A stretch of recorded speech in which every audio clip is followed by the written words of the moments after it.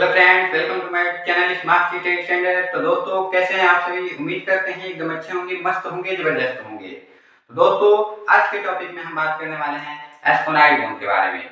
इसके पीछे वाले वीडियो में हमने frontal bone, parietal bone, temporal bone, occipital bone इसके बारे में बात कर चुका है। यदि आपने उस वीडियो को नहीं देखा है तो वीडियो का लिंक हम डिस्क्रिप्शन बॉक्स में दे देंगे, वहां से आप उस वीडियो को देख लीजिएगा। तो आज का अपना टॉपिक एस्फोनाइड बोन स्टार्ट करने से पहले आपसे एक छोटी सी रिक्वेस्ट करते हैं कि यदि ये वीडियो आपको अच्छी लगी तो लाइक कर दीजिएगा, कमेंट कर दीजिएगा, शेयर कर दीजिएगा अपने फ्रेंड्स को। और यदि आप हमारे चैनल पर नए आए हैं तो चैनल को सब्सक्राइब कर लीजिएगा, साथ ही साथ बेल आइकन को प्रेस कर दीजिएगा ताकि जब भी मैं कोई नया वीडियो अपलोड करूंगा उसका नोटिफिकेशन आपको मिल जाए। तो चलिए स्टार्ट करते हैं आज का अपना टॉपिक एस्फोनाइड बोन। देखिए, एस्फोनाइड बोन हमारी क्रेनियम की एक बहुत इंपॉर्टेंट बोन हो जाती है। ठीक है, क्यों? क्योंकि हमारे स्कल का बेस फॉर्म करने का कार्य करती है। फ्रंट साइड से हमारे स्कल का बेस फॉर्म करती है कौन? एस्फोनाइड बोन। एस्फोनाइड बोन कहाँ की बोन होती है? क्रेनियम की बोन होती है। सिंगल बोन होती है, पेयर बोन नहीं होती है। एस्फोनाइड बोन सिंगल बोन होती है। ठीक है, यानी वन होती है, ये पेयर में नहीं होती है, यानी डबल बोन नहीं होती है। हम आपको पहले बता चुके हैं क्रेनियम में हमारे सिर्फ दो ही बोन डबल होते हैं, एक तो पेराइटल और दूसरा टेम्पोरल। यही दोनों बोन होते हैं जो संख्या में दो होते हैं। इनको छोड़ के बाकी सभी बोन क्या होती है? सिंगल होती है। ठीक है, तो एस्फोनाइड बोन हम कह सकते हैं कि अनपेयर्ड बोन है। ठीक है, इसके साथ साथ इसके शेप की हम बात करें, यानी एस्फोनाइड बोन का शेप कैसा होता है, तो इसका शेप कैसा लग रहा है आपको देखने से? ये हम लोग की एस्फोनाइड बोन है। तो एस्फोनाइड बोन देखने से लग रही है कि ये बटरफ्लाई जैसे है। बटरफ्लाई जानते हैं ना? बटरफ्लाई बटरफ्लाई मीन्स तितली, यानी बटरफ्लाई जैसा इसका शेप है। ठीक है, तितली के भी पंख होते हैं, इसके भी पंख होते हैं। ठीक है, तितली का भी एक छोटा पंख होता है, एक बड़ा पंख होता है। इसका भी एक छोटा पंख होता है, एक बड़ा पंख होता है। ठीक है, तो उसके बारे में बताएंगे अभी। तो ये हम लोग का क्या हो गया? बटरफ्लाई शेप का हो गया। ठीक है, क्या करता है?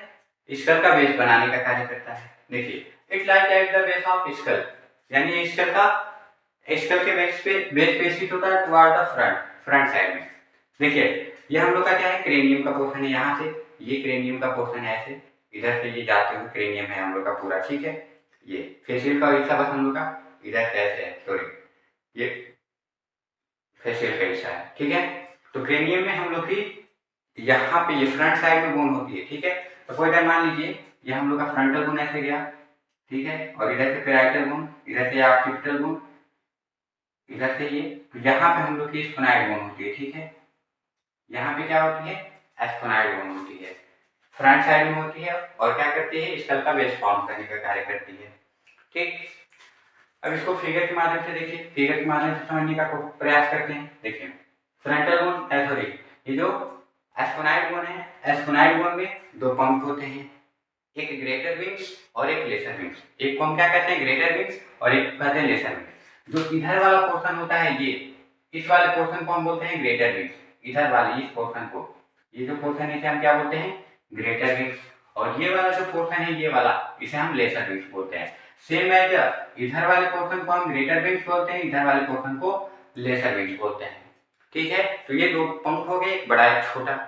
जो बड़ा है उसको हमने कह दिया ग्रेटर विंग्स है, जो छोटा है उसे हमने कह दिया छोटा है, लेसर विंग्स है। ठीक है, इसके अलावा आपको एक यहाँ पे एथमोइडल स्पाइन देखने के लिए मिलेगी। ये हम लोग के एस्फोनाइड बोन का ही पार्ट है। ठीक है, उसके बाद आपको सेला टर्सिका देखने के लिए मिल रहा होगा। सेला टर्सिका, ये वाला पोर्शन क्या होता है? सेला टर्सिका। अब सेला टर्सिका क्या है? तो सेला टर्सिका जो हम लोग की पिट्यूटरी ग्लैंड होती है, वो पिट्यूटरी ग्लैंड इसी सेला टर्सिका में प्रेजेंट होती है। पिट्यूटरी ग्लैंड, जिसे हम मास्टर ग्लैंड के नाम से जानते हैं, वो मास्टर ग्लैंड कहाँ प्रेजेंट होती है? एस्फोनाइड बोन के सेला टर्सिका वाले पोर्शन में। क्वेश्चन आता है कि एस्फोनाइड बोन कहाँ प्रेजेंट होती है?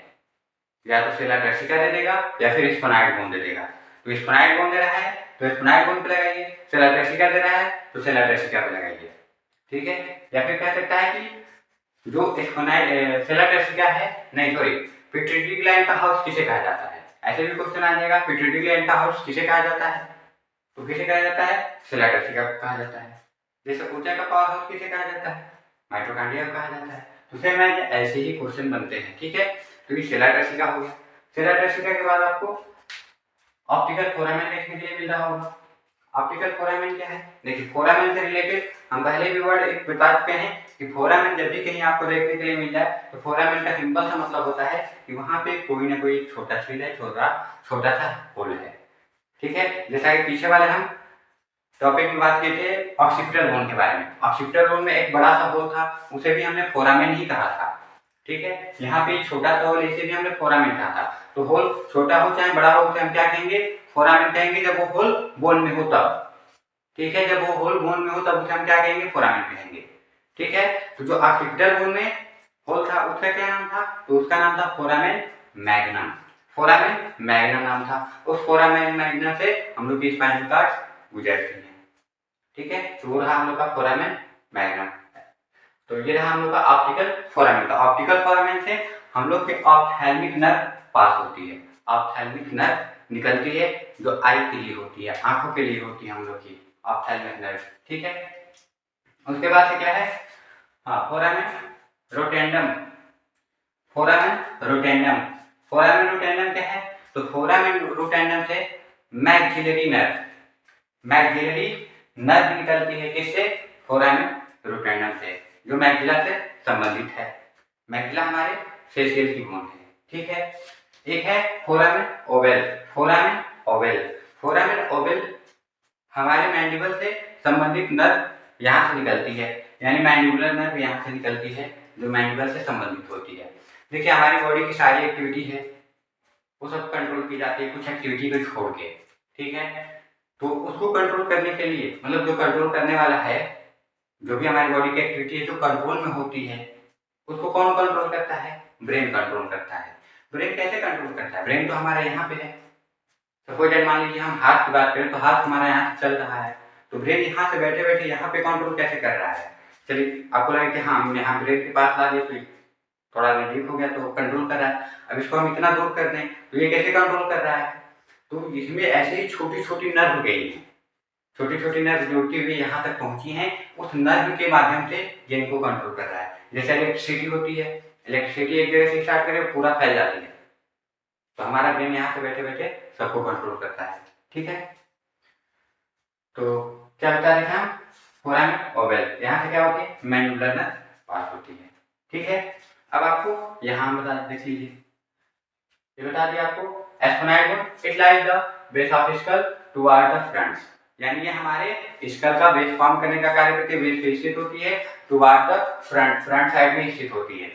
ठीक है, कुछ एस्फेनाइड बोन के पार्ट्स हैं। कौन कौन से पार्ट्स हैं? सेला टर्सिका, सेला टर्सिका को हम क्या कहते हैं? House of pituitary gland.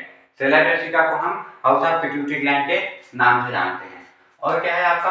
Optical foramen. Optical foramen क्या है? यहाँ से हम लोग की ऑप्थेल्मिक नर्व पास होती है, गुजरती है ऑप्टिकल फोरामेन से। ठीक है, उसके बाद है फोरामेन रोटेंडम। फोरामेन रोटेंडम से हम लोग की मैक्सिलरी नर्व गुजरती है। क्या कौन सी नर्व गुजरती है? मैक्सिलरी नर्व गुजरती है।